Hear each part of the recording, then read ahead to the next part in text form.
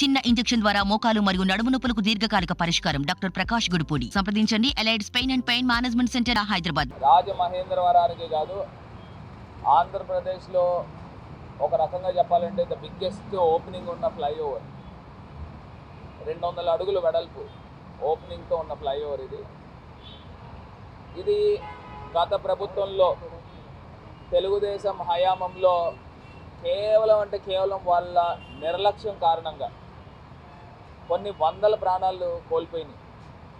చంద్రబాబు నాయుడు గారు రాజమండ్రి పుష్కరాలకు వచ్చి 29 మందిని ఎట్లాగైతే చంపేశారో అదే రకంగా ఇది ఇంకొక ఘటన. మోరంపూడి ఫ్లైఓవర్ నిర్మాణం చేయక లెక్కల గణాంకాలు తీస్తే కొన్ని వందల ప్రాణాలు ఇక్కడ కోల్పోవడం జరిగింది. 14 సంవత్సరాలు ముఖ్యమంత్రి కింద ఉన్న చంద్రబాబు నాయుడు గారు ఆ మాత్రం ఇంగిత జ్ఞానం లేదా అని అడుగుతా ఉన్నారు. ఇది బ్లాక్ స్పాట్ కిందన తొలగించడం జరిగింది. ఏం చేస్తూ ఉన్నారు తెలుగుదేశం పార్టీ నాయకులు? గాడిదలు కాస్తున్నారా అని అడుగుతా ఉన్నారు. 2014 నుంచి 19 దాకా ఎన్డీఏ ప్రభుత్వంలో భాగస్వాముల కింద ఉన్న తెలుగుదేశం వాళ్ళ పార్టీ ఎమ్మెల్యేలు, ఎంపీలు ఏం చేస్తూ ఉన్నారు? ఈ 9 సంవత్సరాల కాలంలో ఎంతమంది చనిపోయారు? దానికి కారకులు వీళ్ళు కాదా అని అడుగుతూ ఉన్నారు. వీళ్ళపైన ఛార్జ్ షీట్ తీయాలి, వీళ్ళపైన కేసులు కట్టాలి.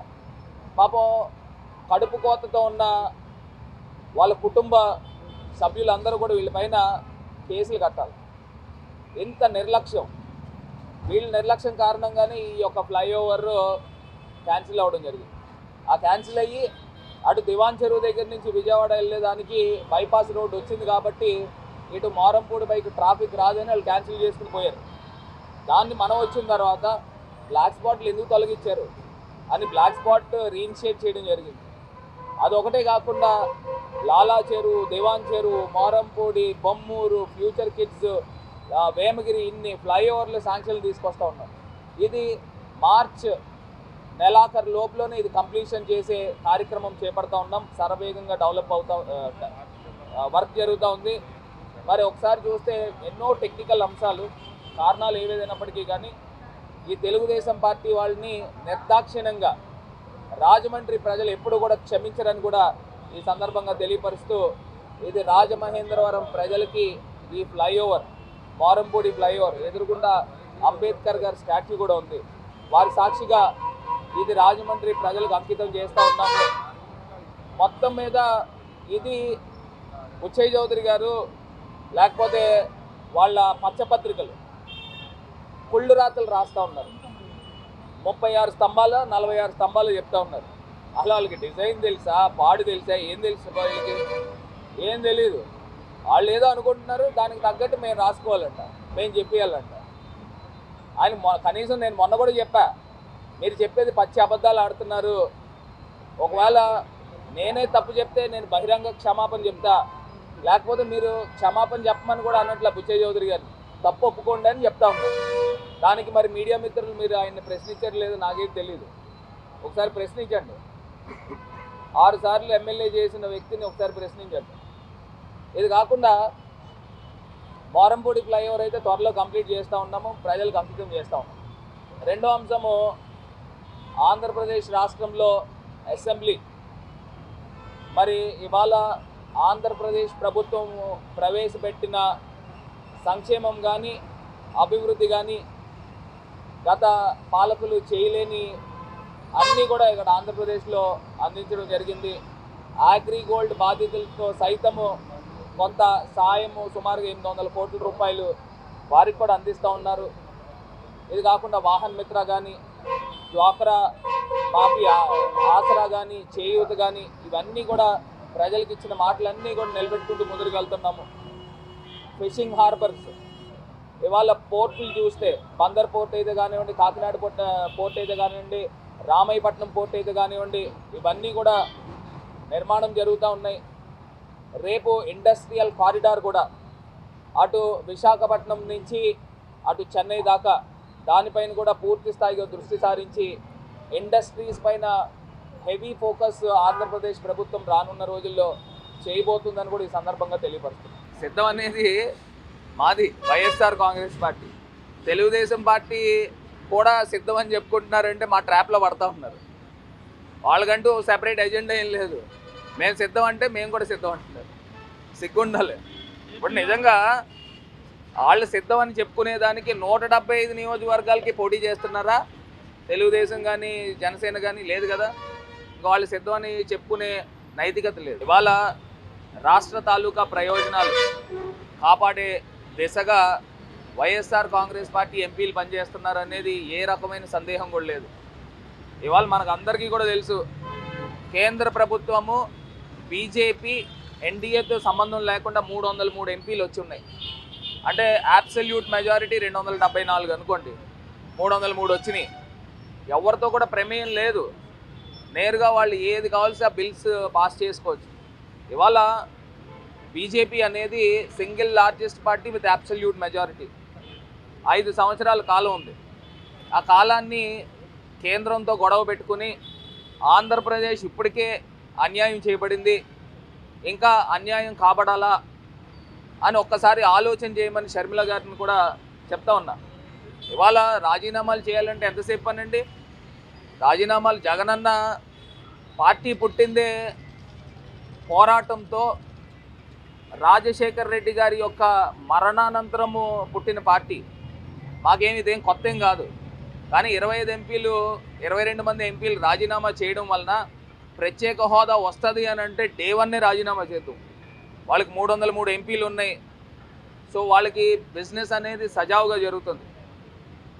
మన రాజకీయ స్వప్రయోజనాల గురించి ఆంధ్రప్రదేశ్ ప్రజల్ని అన్యాయం చేయకూడదని కేంద్ర ప్రభుత్వంతో సఖ్యతగా ఉంటూనే ఇవాళ ఆంధ్రప్రదేశ్కి రాబట్టాల్సిన నిధులు రాబడతా ఉన్నాం. పూర్తి స్థాయిగా రాబట్టలేకపోయినప్పటికీ కూడా ప్రత్యేక హోదా కానీ లేకపోతే పోలవరం పూర్తి స్థాయి నిధులు కానీ ఆంధ్రప్రదేశ్ ప్రభుత్వం నడిచేదానికి, ప్రజలకి మ్యాక్సిమం న్యాయం చేసేదానికి ప్రయత్నం చేస్తూ ఉన్నాం.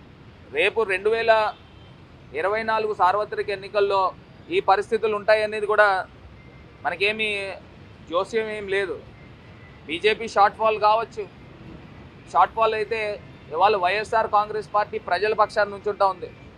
రేపు మా మద్దతే కనుక కేంద్రానికి అవసరమైతే మేము పెట్టబోయే ఫస్ట్ డిమాండ్ ప్రత్యేక హోదా, మేము పెట్టబోయే ఫస్ట్ డిమాండ్ పోలవరంకి రివైజ్డ్ కాస్ట్ నిధులు విడుదల చేయాలి, మేము పెట్టబోయే మొదటిది ఏదైతే వెనకబడిన జిల్లాలకి నిధులు పూర్తి స్థాయిగా కేపీకే తరహాలో ఇవ్వాలనేది.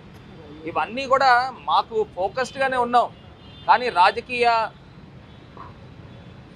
సిస్టంలో ఈ రకమైన ప్రాసెస్ ఉంది. నిజంగా మనం ఒక రకంగా చెప్పాలంటే ఆంధ్రప్రదేశ్ 25 ఎంపీలు ఉండడము మనం మైనారిటీస్ కింద లెక్క. దేశంలో 543 ఎంపీల్లో 25 ఎంపీలు అంటే మన బార్గెనింగ్ కూడా పెద్దగా ఏం లేదు. ఇదివరకు రాష్ట్రం పెద్దగా ఉన్నప్పుడు 42 మంది ఎంపీలు అంటే దేశాన్ని శాసించే స్థాయిలో ఉండేవాళ్ళం. కానీ ఇవాళ బార్గెనింగ్ కెపాసిటీ చిన్నది. సో ప్రజలను కూడా దూరంగా ఆలోచన చేసి జగన్మోహన్ రెడ్డి గారు ఎంత లోతుగా పనిచేస్తున్నారు అనేది గమనించమని కోరుతా ఉన్నాం. పవన్ కళ్యాణ్ గారు, చంద్రబాబు నాయుడు గారు వాళ్ళు రాజకీయ ఎత్తుగడలు ఏంటనేది అందరికీ అర్థమవుతూ ఉన్నాయి. కేవలం వాళ్ళ సింగిల్ పాయింట్ ఎజెండా ఏంటంటే మొత్తం అందరినీ కూడా కూడగట్టుకోవాలా, జగన్మోహన్ రెడ్డి గారి పైన, సింహం పైన పోరాడాలి. గుంటనక్కలన్నీ చేరుతూ ఉన్నాయి సింహం పైన పోరాడడానికి. ఎప్పుడు సింహం అడవికి రాజే. ఖచ్చితంగా జగన్మోహన్ రెడ్డి గారు ఆంధ్రప్రదేశ్కి రాజు. అదే స్థాయిలో రేపు జగనన్న ప్రపంచం ఉండబోతూ ఉంది ఎన్ని పార్టీలు కలిసినప్పటికీ కూడా.